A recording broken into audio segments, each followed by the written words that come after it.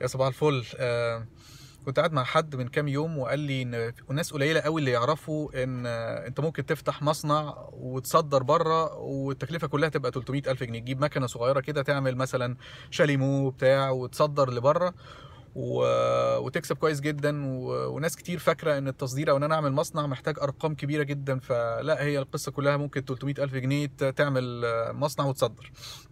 فطبعا انت ممكن تيجي تسأل نفسك دلوقتي، طب انا دلوقتي فكرة حلوة جدا، يلا انا بس للأسف ما عنديش رأس المال، ما عنديش 300,000 جنيه، بس لو في الفلوس دي موجودة كان الواحد فعلا قدر يعمل مشروع.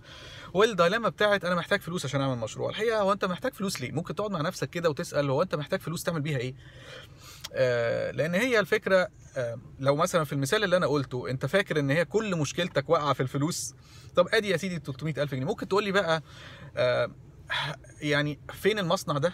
هتأجره ولا هتشتري الأرض ولا هتعمل إيه؟ هل أنت مدرك عملية التصدير دي بتتم إزاي؟ ممكن تقولي هتعين العمال إزاي، وهتعين الناس إزاي، والموظفين إزاي اللي هيديروا المصنع ده؟ ممكن تقولي هتسوق إزاي، وهتجيب منين، أو هتعمل يعني هتصدر لمين بره؟ انت لو قعدت فكرت كده شويه هتلاقي ان انت اخر حاجه محتاجها للمشروع هي الفلوس.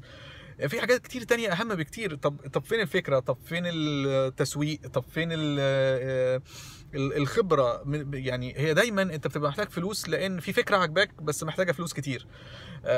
والفكرة اللي عجباك محتاجة فلوس كتير دي، ده معناها ان انت محتاج مهارات كبيرة جدا عشان ادارة هذا الحجم الكبير اللي انت عاوز تبدأ وتبدأ بيه.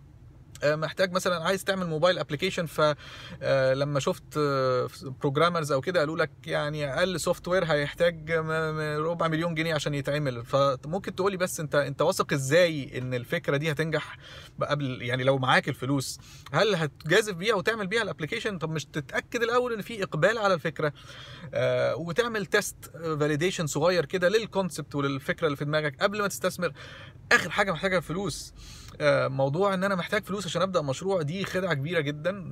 يا اما الفكره اللي في دماغك ضخمه للغايه فاوعى اصلا تجازف، والا انت تبقى بتنتحر، لان هيبقى عندك نقص شديد في الخبره والاداره لهذا الحجم الكبير مره واحده كده من موظف اللي بتدير حاجه بالحجم ده، او ان انت متحمس جدا بزياده لفكره وشايف ان هي تنجح جدا، وقد يكون السوق زي ما بيقول السوق المصري ملوش كتالوج. لازم تتست فكرتك دي هتنجح ولا لا، ولازم تبقى عارف اصلا هتسوقها ازاي. حتى لو هي هايله محتاج تعرفها للناس وتخليهم ينجذبوا اليها، وشو هتسوقها ازاي. فهي القصه كلها لو قعدت مع نفسك قلت هو انا محتاج فلوس في ايه، هتلاقي ان اخر حاجه انت محتاجها الفلوس. اخر حاجه، في حاجات كتير لازم تسبق ده. واحنا في باشن تو بروفيت لما بنشجع الناس ان هم يبداوا مشاريع بنعمل حاجه اسمها ذا سايد بزنس. اعمل مشروع جنب شغلك ونجحه، لان القصه اللي مش هينجح مشروعك ان انت فرغت له وقت اكبر، مش هينجح مشروعك ان انت معاك فلوس اكتر، مش هو ده اللي هينجح مشروعك. انت ممكن تبدا بمشروع بسكيل صغير جدا جدا جنب شغلك وينجح ويجيب بروفيتس، وساعتها تطمن تقول انا دلوقتي واقف على ارض صلبه بعمل حاجه فعلا مفيده ومطلوبه وعليها طلب والفاليو الناس مقدراها. وساعتها بس تقدر تسكيل وتسيب الشغل وتتفرغ لهذا المشروع اللي نجح على السكيل الصغير بتاعه بدون مصاريف كتير وبدون فلوس كتير. بس دي خطيرة سريعة بخصوص انا محتاج فلوس عشان ابدا مشروع.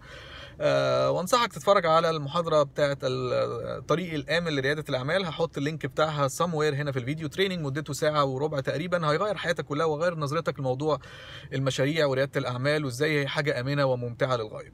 بس كده، شكرا ليك واشوفك على خير. إلى اللقاء، باي باي.